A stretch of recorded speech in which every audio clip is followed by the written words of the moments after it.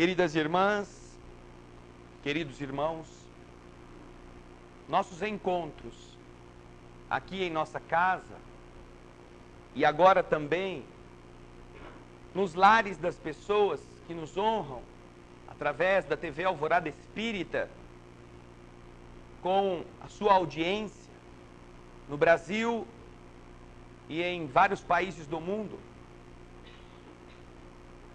Este encontro de corações, de sentimentos sinceros e autênticos,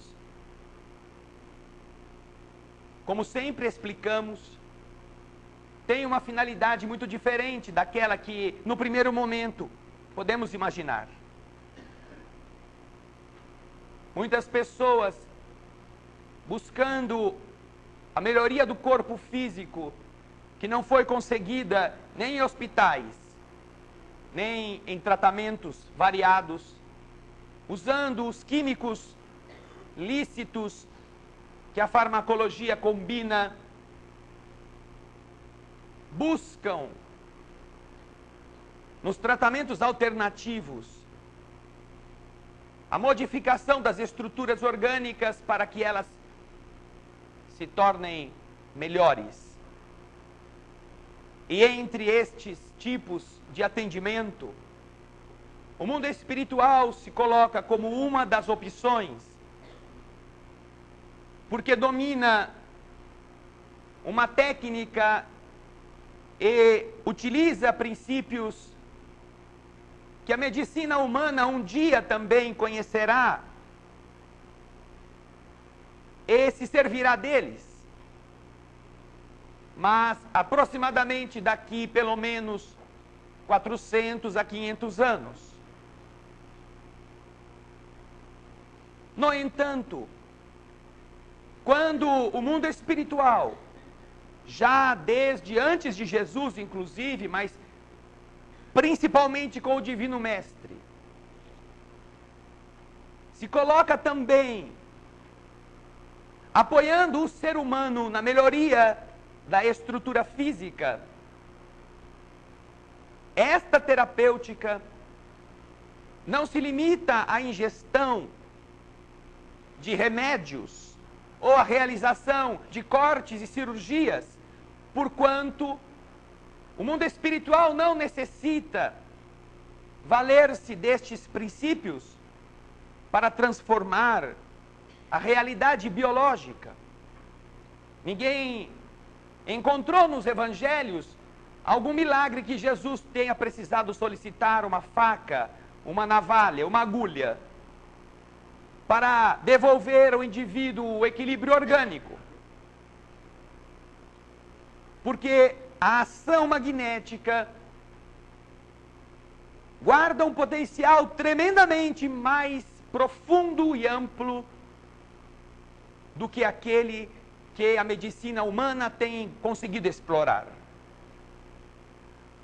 É por esse motivo que em nossos encontros realçamos não o aspecto da doença, porque é um detalhe perturbador para as pessoas que não creem na vida que segue a esta vida. Um detalhe perturbador,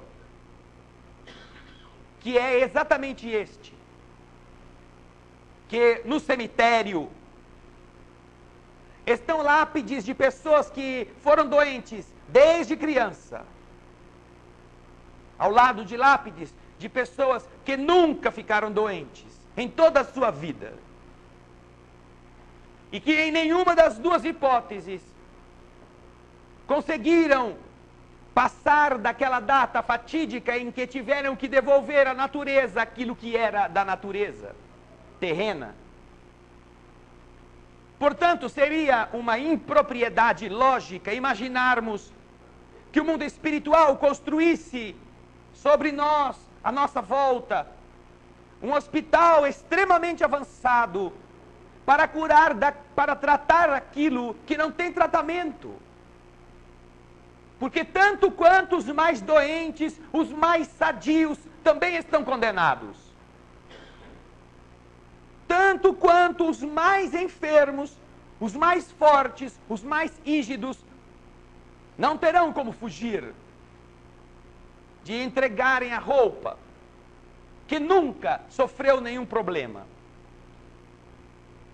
A finalidade, então, do atendimento espiritual na área do equilíbrio orgânico não pode ser o próprio corpo, porque senão seria trabalhar sem senso, cuidar de algo que não tem solução, desgastar ou gastar energias com inutilidades. O mundo espiritual não é assim como nós somos. Nós costumamos fazer isto. Costumamos investir a fundo perdido, onde não há mais nenhuma esperança de modificação de nada. Mas os espíritos sábios não podem fazer o que fazem, motivados pela dor das nossas pernas, pelas dificuldades orgânicas do nosso estômago. Porque desde antes de Jesus também se observava uma coisa: as pessoas queriam ficar boas, porque não estavam boas, obviamente, porque estavam sofrendo e então queriam recuperar a saúde para continuarem a fazer as mesmas coisas erradas que faziam antes, e que por causa disso comprometeu a sua própria saúde. Então, aqueles indivíduos que raciocinam deste jeito, que são seus próprios inimigos, porque tendo um corpo sadio, não sabem conduzir-se de tal forma que o fazem enfermar, e que quando estão enfermos, correm a procurar soluções para melhorarem, quando as encontram, voltam a abusar das coisas que gostavam. Esses indivíduos já ficam no mesmo ponto que estavam, porque o mundo espiritual não tem como fazer a descaridade de tratá-los de alguma coisa que eles não querem curar, de que não querem sarar. Se recuperam a saúde, mas não recuperam o juízo, é preferível ficar sem a saúde, porque com a dor talvez encontrem um pouco de juízo. Daí o mundo espiritual, amigo, generoso e sábio, quando nos acolhe e nos envolve com o seu carinho, não está visando em momento algum, ou pelo menos no primeiro momento, fazer com que doenças ou dores desapareçam por causa do corpo. Não. Nossos encontros nos dias de cirurgias espirituais como este devem então ser vistos por um outro tipo de terapêutica. Aquela que a doutrina espírita ajuda a compreender, que não é a do corpo pelo corpo, é a do espírito através do corpo. Tratando determinadas circunstâncias da emoção, o indivíduo recupera certo grau de equilíbrio físico. A ciência agora está descobrindo estas coisas. Que o potencial vibratório de cada pessoa interfere diretamente na sua estrutura de equilíbrio orgânico ou de desequilíbrio. De tal forma que é diretamente proporcional a ligação de nossos sentimentos desajustados com as nossas doenças. Por isso não adianta tratar corpos tão somente. Não adianta ficar espantando o mosquito como se isso fosse suficiente para fechar a enfermidade. É preciso atacar a causa. Por esse motivo também os espíritos não nos iludem. As pessoas que não querem mudar, não se preocupem, porque não melhoram. E o pouco que melhoram jogam fora logo a seguir, porque não querem mudar. Deus não se impõe a ninguém para fazer a pessoa infeliz porque ficou boa. Porque muitas pessoas, pode parecer contraditório, mas é assim que se conduzem.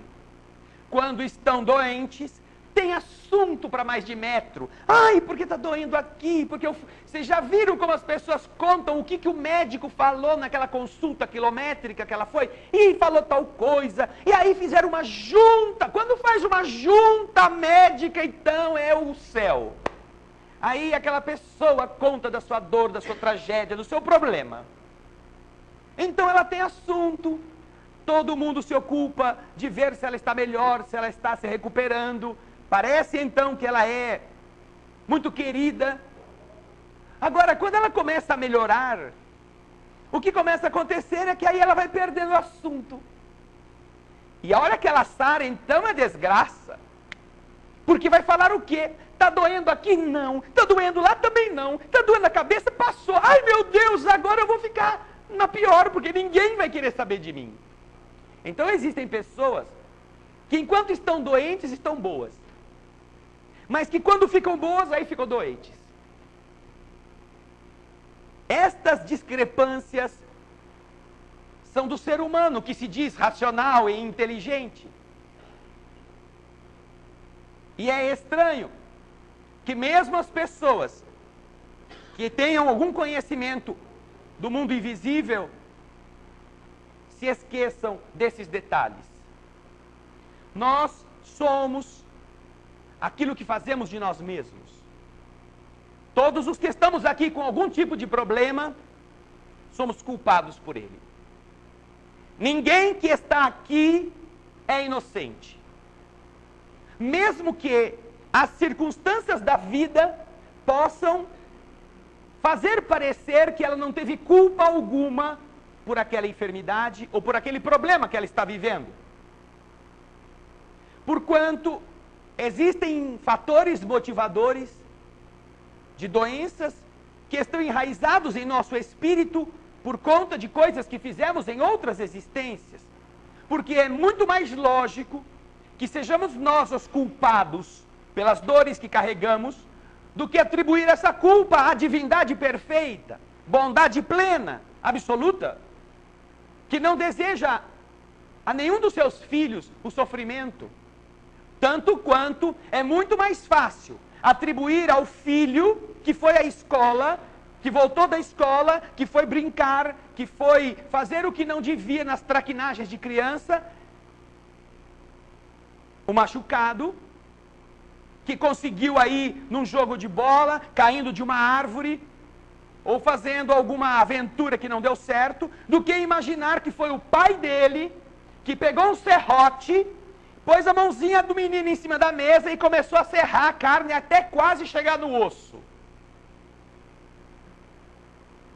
É muito mais lógico atribuir aquele machucado à ação estrepoliosa daquela criança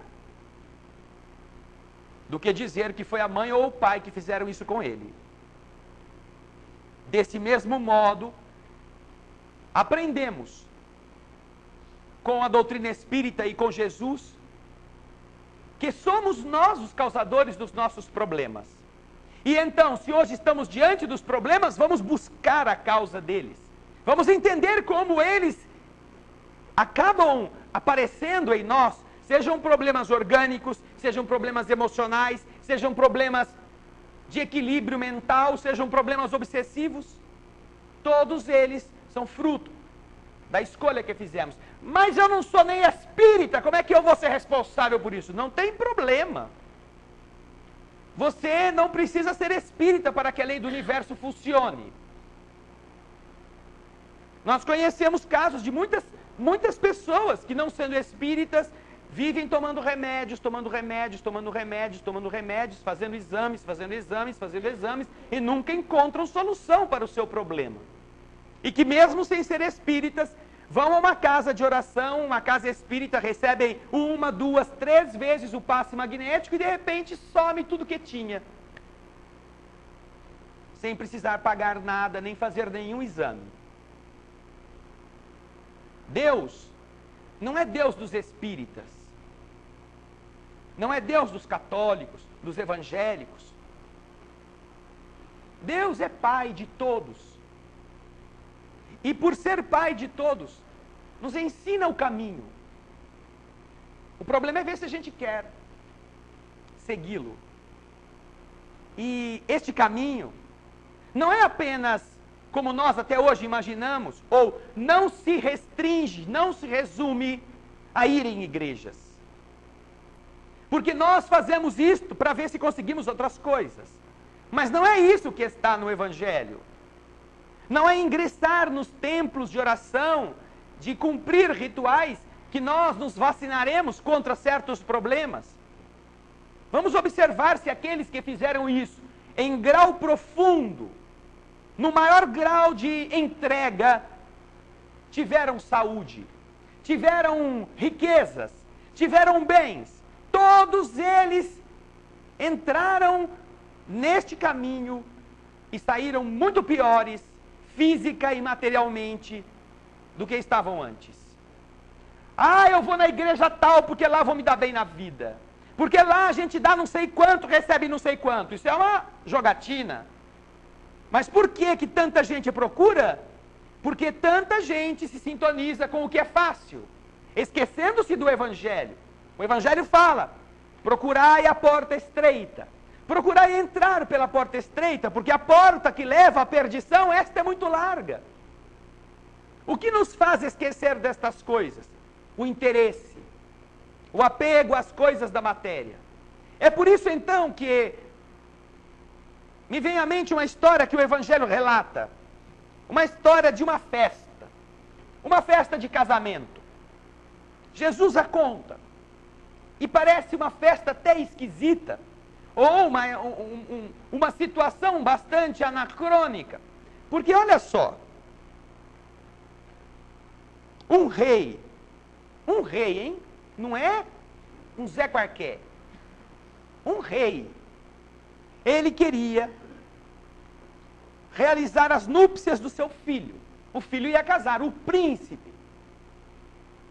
Então, ele enviou seus servidores para chamar ao casamento aqueles que haviam sido convidados.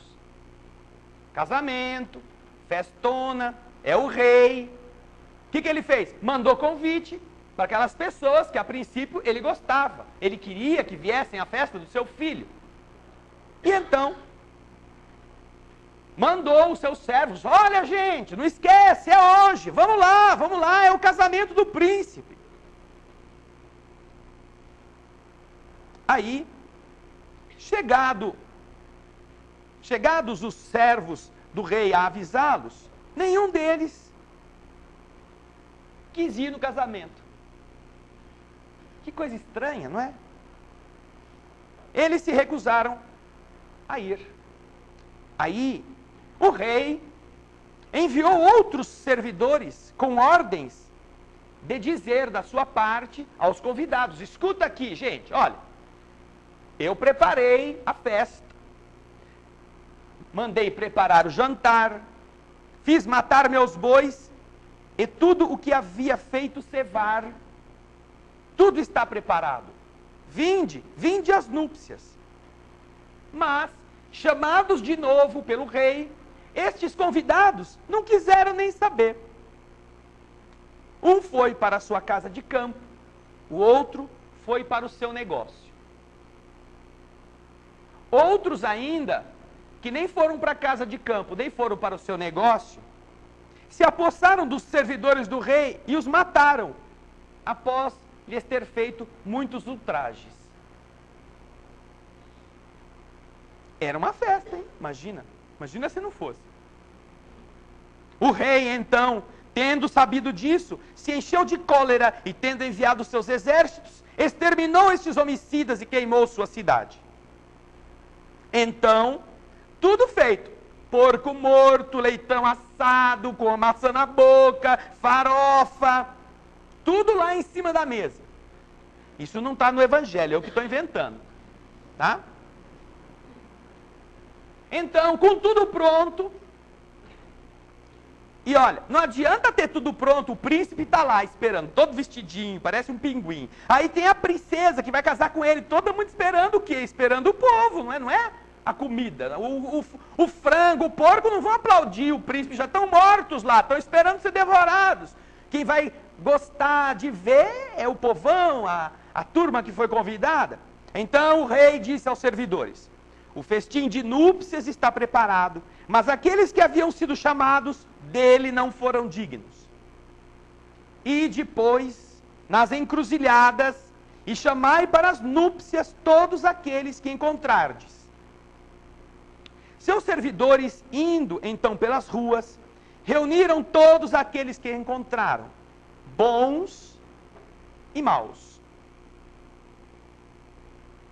E então a sala do palácio ficou cheia de pessoas que se sentaram logo à mesa, esperando o bem bom. Então, no determinado momento, chega o rei, toca as trombetas, rufa os tambores, abre as portas e o rei entra solenemente.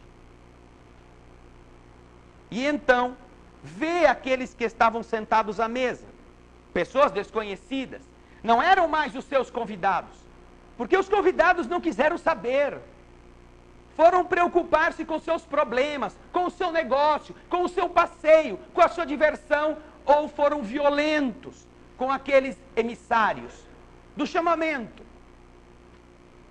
Então, o rei, olhando a mesa, encontrou um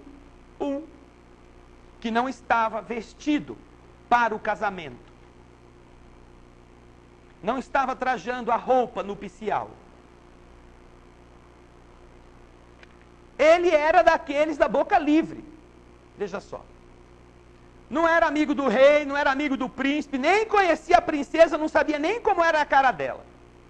Aceitou ser convocado e mais do que depressa foi para a festa. Mas chegou lá, o rei olhou para todo mundo e viu que este homem não estava vestindo a veste nupcial. Meu amigo, disse o rei, como entraste aqui sem ter a roupa nupcial? E esse homem permaneceu mudo. Permaneceu lá, sem falar nada. Que roupa deve ser essa, não é? Me pegaram lá na encruzilhada, me pegaram na rua, falaram, vai lá que o rei vai casar o filho dele, está precisando de gente. Ah, eu não quis nem saber, eu vou lá sim. Entrei lá. Pensei que era só entrar. E o rei, olhando para o indivíduo, diz, cadê a sua roupa? Cadê a sua veste? E então, como o homem não respondeu nada, não deu nenhuma justificativa, o rei disse aos seus servos, atai-lhe as mãos e os pés e lançai-o nas trevas exteriores. Aí haverá prantos e ranger de dentes, porque há muitos chamados e poucos escolhidos. Azar de quem levantou aquele dia nesse reino, né? E foi andar aí na calçada. Não. Azar do indiferente, que sem ser amigo do rei, sem ter sido aquinhoado em primeiro lugar pelo convite especial, acabou recebendo a invocação, a convocação da autoridade soberana do seu povo para ir à festa. Imagine você está aqui e uma pessoa muito importante vai fazer uma grande recepção e você não foi convidado. Mas aí você fica sabendo que todos os que foram convidados não apareceu ninguém. Então, este homem ou esta grande pessoa importantíssima está chamando você para ir também. Você não conhece, ele não te conhece, mas vai ser uma festa de arrombo, uma coisa linda, um baile, alguma coisa especial no salão nobre de um clube bem importante da sua cidade. No mínimo, se você de verdade quer aceitar este convite, porque vai ter muita gente importante lá. Todos os Big Brother vão estar lá, eu também vou, eu quero ver eles. Essas porcarias a gente gosta de ver, né? Você pelo menos vai tomar um banho. Você pode não ter uma roupa de gala, uma roupa longa, pode não ter uma fantasia de perua no seu armário, cheia de plumas, paetês, etc. Mas você vai tomar um banho, vai passar um perfuminho, um desodorante, vai pegar a melhor roupa que você tiver, mesmo que seja uma roupa que não seja nova, e aí sim vai à festa. Porque você estará querendo não fazer uma figura feia, você estará considerando a importância daquele evento, e não estará indo de qualquer jeito, como se você fosse o importante. É estranho, comentam os espíritos, é estranho que haja tanta confusão para uma festa acontecer, quando existe tanta gente desesperada por uma boca livre como essa, em um casamento no palácio, imagina. Mas isto significa outra coisa. Esse é um outro simbolismo, que é também explicado no Evangelho.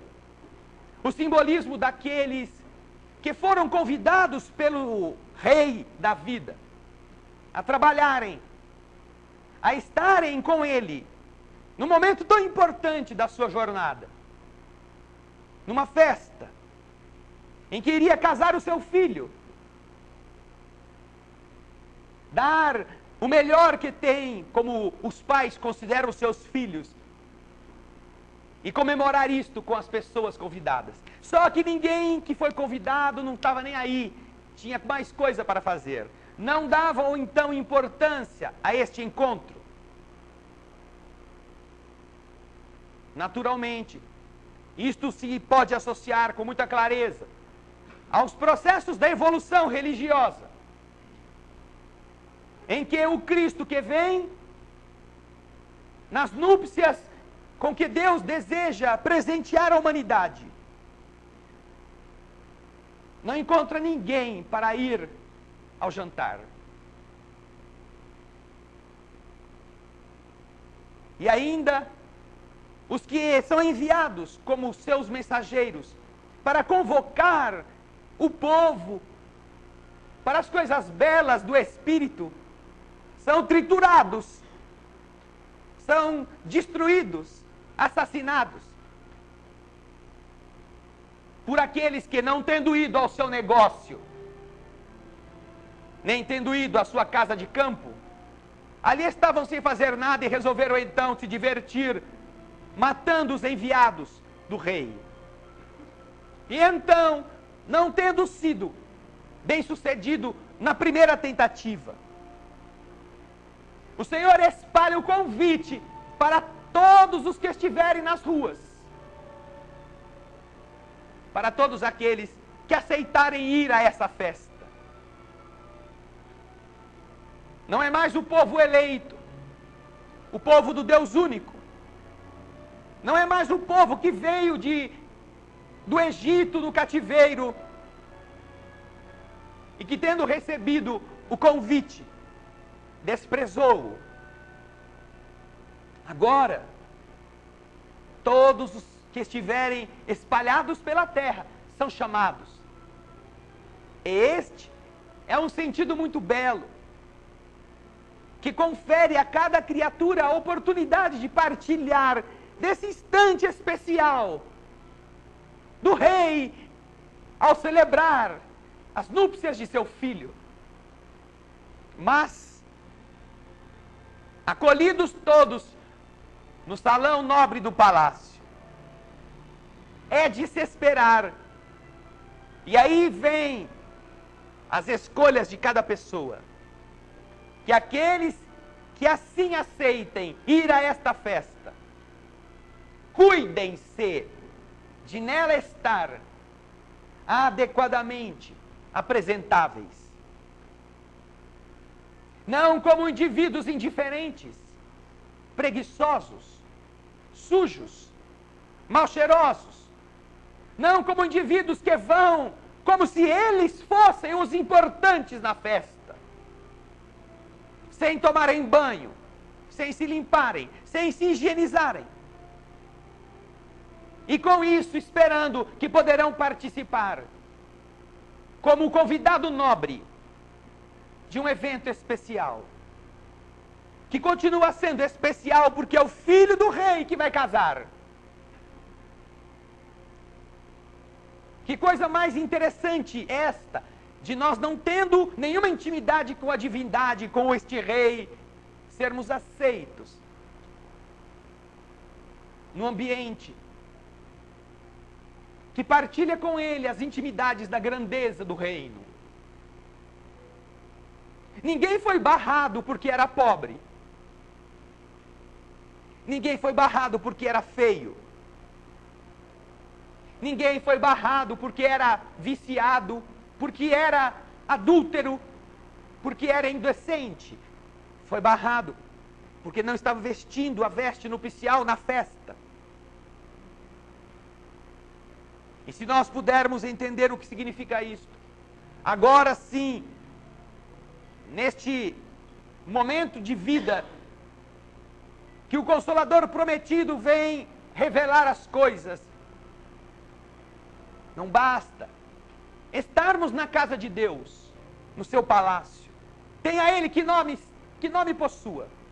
É preciso que ao estarmos aí, não estejamos como indivíduos pouco empenhados em merecer estar lá.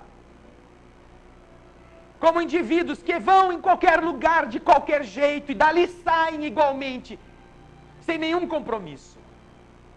A veste nupcial é o esforço sincero de sermos melhores. Temos noção de que não somos suficientemente elevados para sermos dos primeiros convidados. Mas a obra do reino de Deus nos convidou para estarmos nela. E se é alguma coisa enobrecedora, mesmo sem mérito, podermos ser aceitos nesta obra, deveremos fazer o máximo para estar nela, se quisermos estar nela. A vida, portanto, é esta que estamos vivendo. É esta festa, na qual os que aceitam partilhar do banquete divino, por acreditarem nele, devem se ocupar de buscar a veste nupcial. A veste que, uma vez existente, transforma a gente de dentro para fora. E faz de nós criaturas que, ao invés de adoecermos a cada dia mais, nos tornemos cada dia melhores, também no equilíbrio orgânico. Deus não despreza nenhuma criatura. E a veste nupcial é a prova de que a criatura, podendo ajustar-se a um novo ambiente, pode fazer parte do banquete celeste. Me recordo uma história muito linda, acontecida com Francisco Cândido Xavier.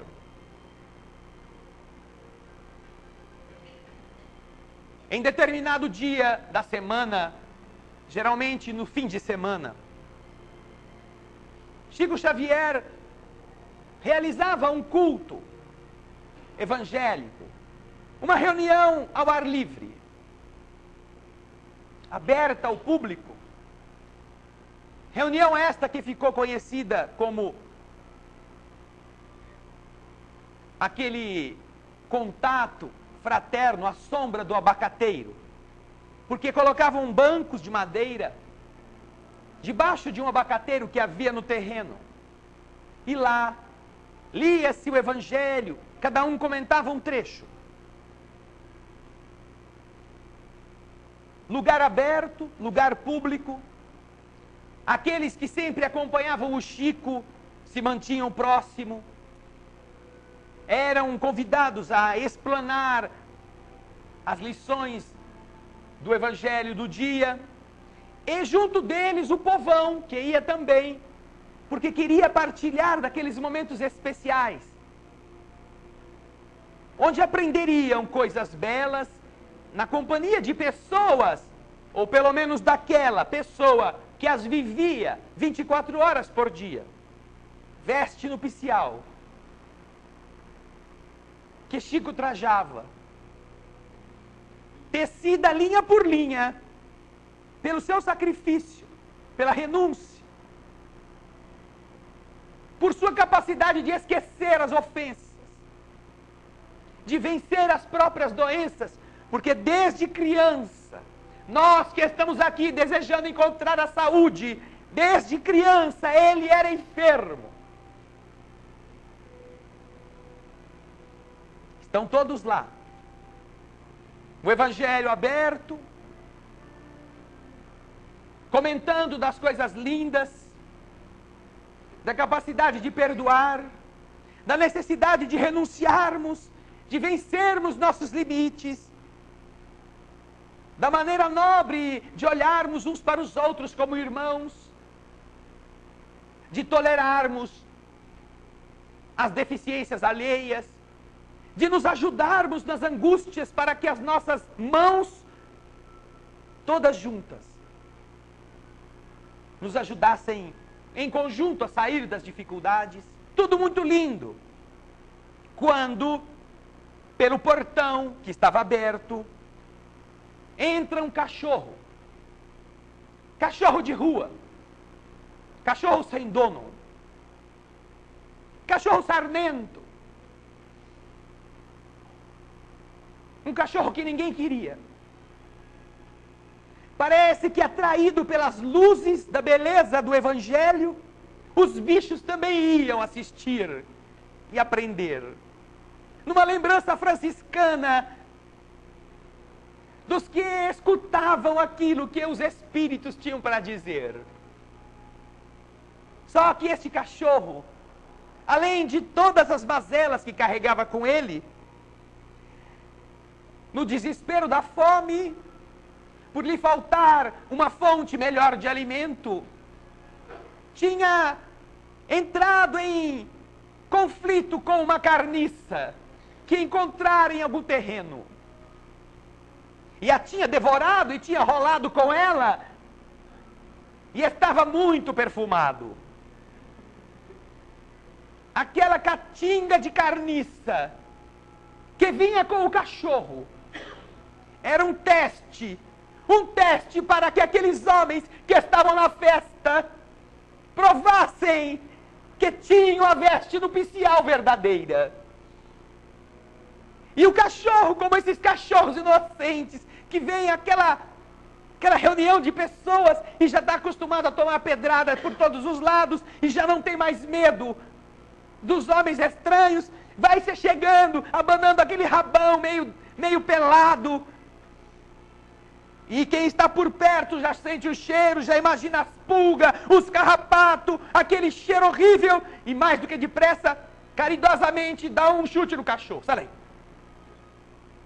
O cachorro, assustado, vai para o outro lado. E outro que está lá também, não quer o cachorro por perto, dá um outro pontapé no cachorro. Sai daí.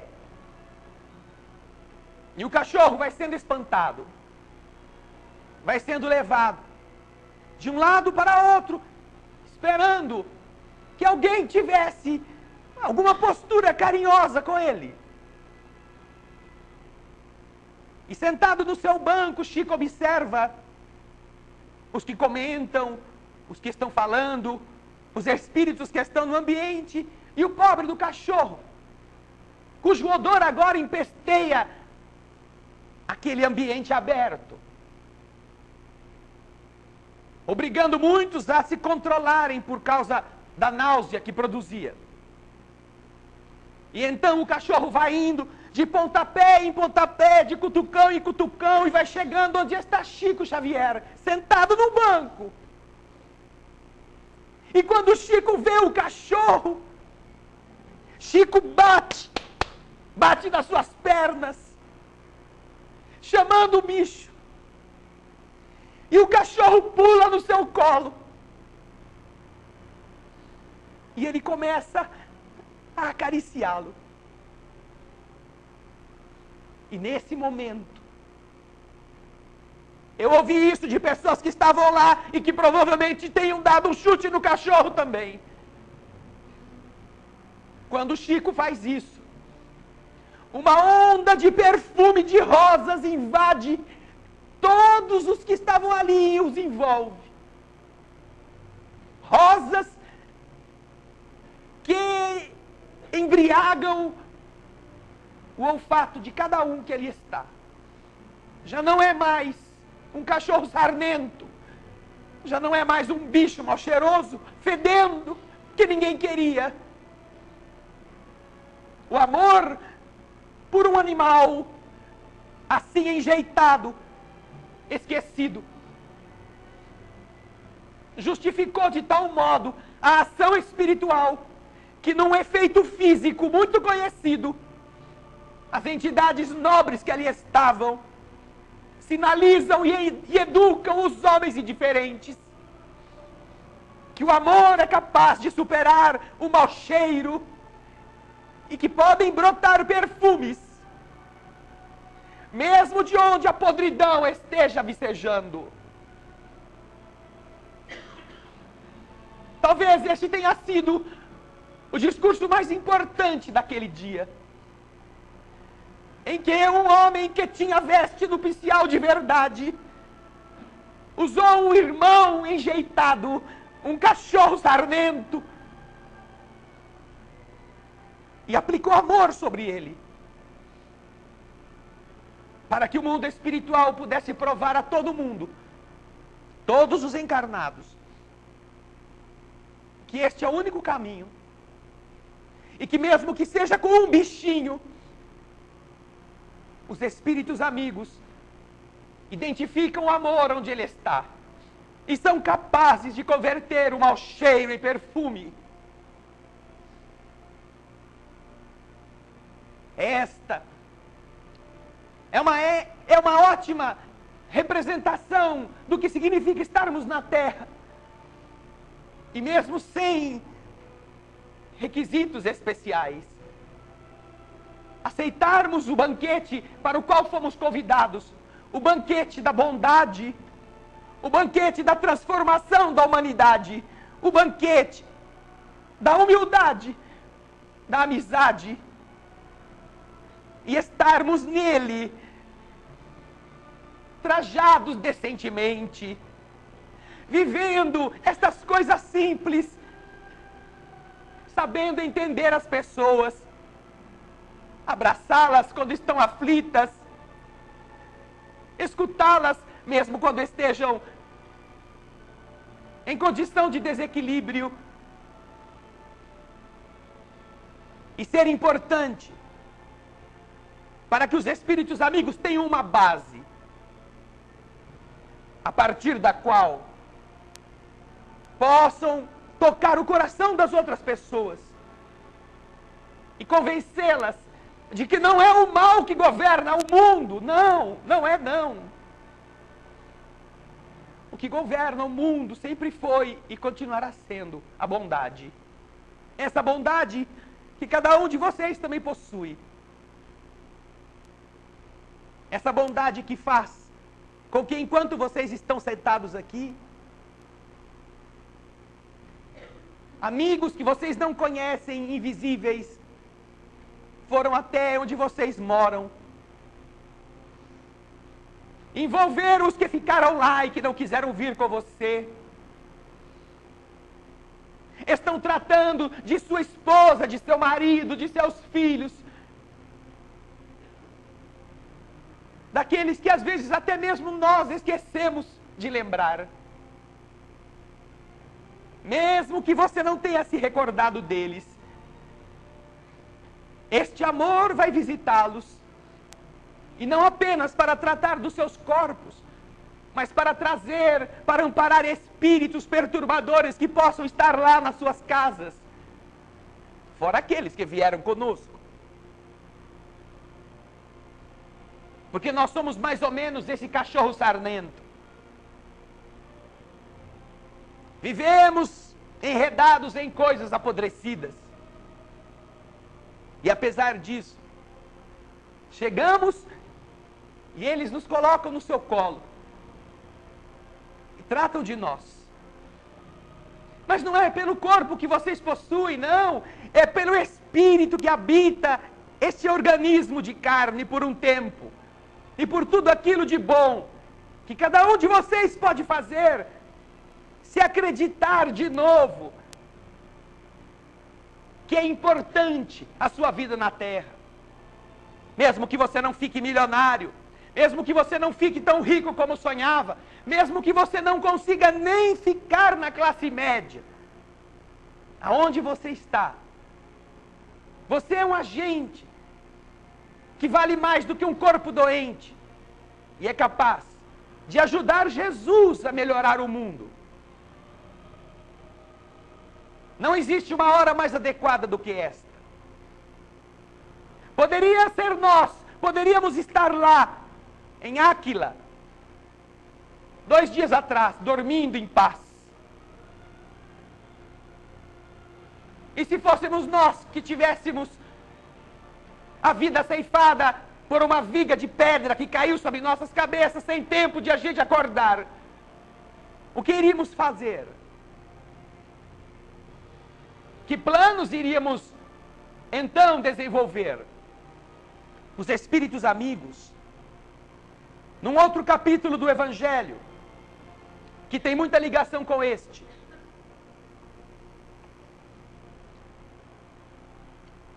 fala-nos dos trabalhadores da última hora.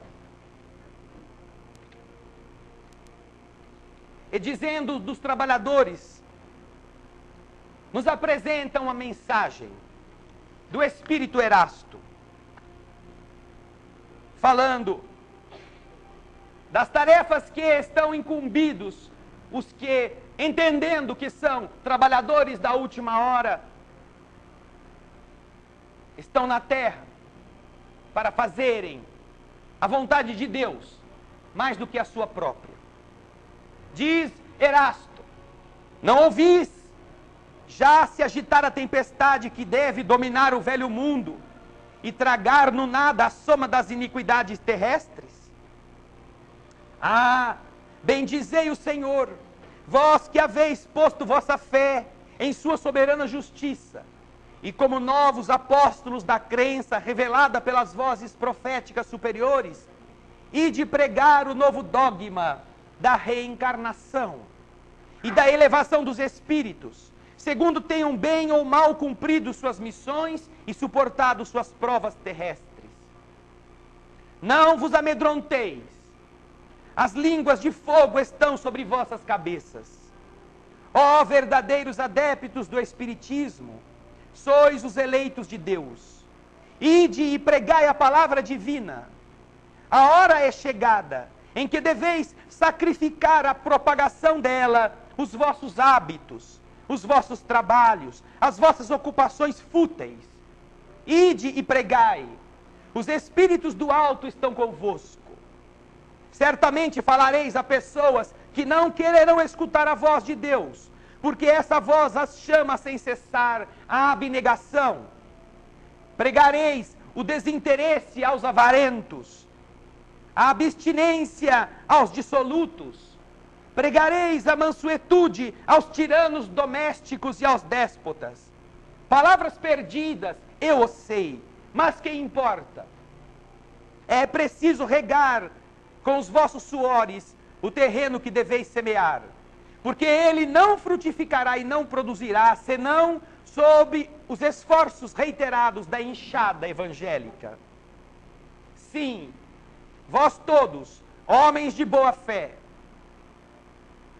que credes na vossa inferioridade, e olhais os mundos ditosos do infinito, parti em cruzada contra a injustiça e a iniquidade. Ide e destruí este culto do bezerro de ouro, cada dia mais e mais invasor. Ide, Deus vos conduz. Homens simples e ignorantes, vossas línguas se soltarão, e falareis como nenhum orador fala. Ide e pregai, e as populações atentas acolherão com alegria vossas palavras de consolação, de fraternidade, de esperança e de paz. Que importam as armadilhas que serão colocadas no vosso caminho? Só os lobos se prenderão nas armadilhas de lobos, porque o pastor saberá defender suas ovelhas contra os verdugos e moladores. Ide, homens grandes diante de Deus, que mais felizes do que São Tomé, credes sem pedir para ver, e aceitais os fatos da mediunidade, quando mesmo não tenhais conseguido jamais obtê-los em vós próprios. Marchai avante, falange imponente pela vossa fé. Os grandes batalhões dos incrédulos se desvanecerão diante de vós, como as brumas da manhã aos primeiros raios do sol nascente. A fé é a virtude que ergue as montanhas, vos disse Jesus. Todavia, mais pesados do que as montanhas pesadas, jazem no coração dos homens a impureza e todos os vícios da impureza. Parti, portanto, com coragem, para erguer essa montanha de iniquidades que as gerações futuras não deverão conhecer senão como estado de lendas. Sim, as comoções morais e filosóficas vão manifestar-se em todos os pontos do globo. A hora se aproxima em que a luz divina vai se apresentar sobre os dois mundos. Ide, pois, e levai a palavra divina aos grandes que a desdenharão, aos sábios que delas pedirão provas, aos pequenos e simples que as aceitarão. Porque será, sobretudo, entre os mártires do trabalho, essa expiação terrestre, que encontrareis o fervor e a fé. Ide, estes receberão com cânticos de ação de graça, e cantando louvores a Deus, a consolação santa que lhes levais, e se inclinarão agradecendo o quinhão de suas misérias terrestres. Que a vossa falange se arme de resolução e de coragem. Mãos à obra, a charrua está pronta, a terra espera, é preciso trabalhar. Missão dos espíritas, que canta a cada filho de Deus, e a cada um que entende as consolações que só podem ser compreendidas com a noção da multiplicidade das vidas, que vai tornar cada um de nós e cada um de vocês uma fonte de esperança, não para agredir, não para ferir, não para converter ninguém à força, mas para que com a veste nupcial, o exemplo de abraçar um cão fedorento, toque mais os corações dos que estão assistindo do que os discursos dos que falavam de Jesus. Esta coragem é a que marca de verdade o cristão que aceita o Cristo com sinceridade de alma. Todos nós sabemos da respeitabilidade dos que acreditam no Jesus crucificado, dos que creem nas procissões que carregam a cruz pelas ruas, dos que choram e se flagelam, dos que se crucificarão também presos em cruzes de madeira. Mas estão faltando ainda no mundo aqueles que deem a Jesus o que nós tomamos dele, a vida, todo dia. Que não vivam nos teatros das cerimônias, mas que vivam Jesus e deem a ele a chance de viver de novo. Que aprendamos que o amor que atende um cão nos atende também, mas que em momento algum vocês serão atendidos aqui nesta casa pelo corpo que possuem. Vocês valem muito mais do que a carne que apodrece. Para Deus, vocês são solução na transformação da humanidade. E estamos na terra, nesta ocasião, para ajudar o Cristo a descer da parede e andar de novo entre os que sofrem. Aprendamos a não converter a Semana Santa na sexta-feira em que não comemos carne, no sábado em que malhamos Judas e no domingo em que nos enchemos de ovo de Páscoa. Não foi para isso que Jesus veio. E não é isso o que o Cristo espera de nós, nem das nossas religiões, nem dos nossos religiosos. Ele espera viver de novo. Você é a grande chance de dar a Jesus essa vida novamente. Vão entrar na sala de passe. Talvez alguns ainda estejam pedindo: Senhor, cure o meu joelho. Mas seria tão melhor se a gente pedisse: Senhor, nasce de mim, nasce em mim, nasce das minhas mãos, volta à terra, mesmo com meu joelho doendo, eu te transportarei, mesmo com o problema de estômago que eu tenho, mesmo com o coração que pulsa desacelerado, eu irei, eu te representarei, eu te carregarei. E então será muito diferente a vida de cada um de nós. Já não teremos mais medo de morrer, que é o que muitas vezes nos apavora. A doutrina espírita ensina que ninguém vai morrer. Por isso, aproveitemos o tempo em que estamos aqui, porque de verdade, quando entendemos o que significa ser espírito indestrutível, em missão na terra, o que vai doer mais em nós não é a morte que vamos ter, é a vida que tivemos e não aproveitamos. Daí, queridas irmãs, queridos irmãos, que a Páscoa seja esse compromisso com o serviço no bem, que dá vida a Jesus de novo, lutando contra as agressões, lutando contra a violência, lutando pacificamente contra tudo aquilo que tem corrompido o ser humano, e a nós, por nossa permissão, que nós possamos empunhar as bandeiras do ideal, e mais do que esperar sarar de algum problema material, que saibamos lutar dignamente, decentemente, fraternalmente, pela implantação do reino de Deus no coração das criaturas. A seara é muito ampla e poucos são os trabalhadores.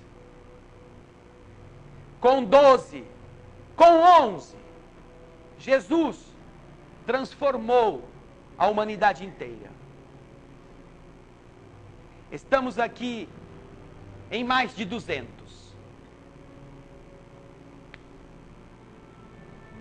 Nós é que vamos decidir isto. Pensem nisto, porque trabalho não falta. Quando entrarem na sala de passe, abram o coração.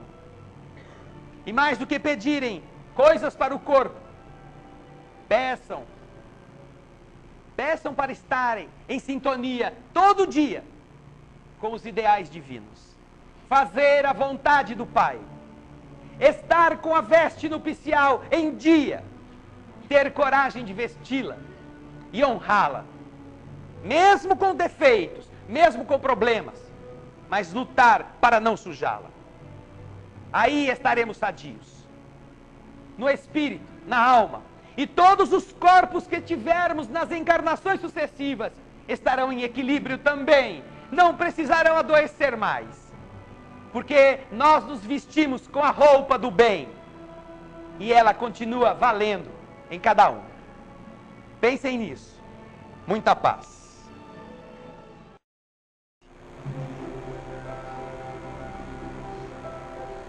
Senhor Jesus, nós te agradecemos a oportunidade de nos unirmos uma vez mais, erguendo a oração que procura não apenas melhorar a nossa própria vibração, como também amparar a toda criatura que na terra inteira esteja em uma situação de aflição ou de dor, que já não tem mais coragem nem confiança em si mesmo, que já perdeu o rumo de qualquer igreja, que está à porta de extinguir o próprio corpo, pensando que com isso mata a própria vida. E que também, Senhor, por capricho, desespero, medo, leviandade ou insensatez, está buscando matar no próprio ventre a vida exuberante que poderia salvar milhões de outras vidas. Abençoa, Senhor, todas as almas aflitas que se unem aos encarnados desesperados, para fazerem com que eles também continuem equivocados. Almas que também precisam do amparo, que famintas do pão da vida espiritual, muitas vezes não sabem o tamanho do próprio mal, que semeiam, que semearam, mas que muitas delas, cansadas, abatidas, poderão encontrar guarida nas vibrações da nossa prece, já que aqui não estamos como juízes que condenam, mas como mordomos que servem, como garçons da vida, que nos abrimos do pouco bom que possuímos, para que você, Jesus, recolhendo estas fagulhinhas de luz, possa multiplicá-las e espalhá-las, já que para nós esta não é a semana da tristeza, não é a semana da morte, da traição, da fuga, não. Esta é a semana do Natal, aquela na qual nós te devolveremos, ou começaremos a devolver-te a vida através da nossa própria. Por isso é que é tão especial estarmos aqui hoje, orando com o melhor da nossa alma, cantando mais uma vez, Senhor, para que, quem sabe, de tanto cantar, a gente consiga acreditar que os planos de Deus para nós são os de nos elevar. Almas do céu, ouvi o doce canto do fundo do coração, com calor